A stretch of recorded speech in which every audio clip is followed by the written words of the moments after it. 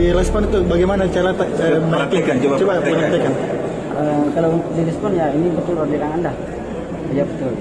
Jadi begini, sebelum kita proses orderannya, ini kita mau aktifasikan dulu untuk orderan tersebut supaya nantinya pengiriman ke alamat Anda itu tidak ada masalah atau kendala ya.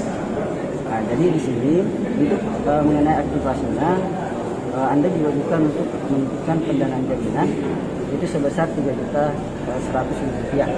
Tapi kalau digarisbawahi dana jaminan yang Anda transfer itu bukan pembayaran, bukan dana tambahan, melainkan cuma dana jaminan untuk aktivasi orderan Anda. Tapi dana jaminan tersebut insya Allah paling lambat 5 menit akan dikembalikan. Jadi sebelum ditransfer dana jaminannya silakan dikirim nomor rekening Anda supaya nanti proses pembelian dana jaminan tidak ada kelambatan. Tapi kalau sudah ditransfer itu langsung ke blokir? Enggak Pak. Langsung ke apa Pak?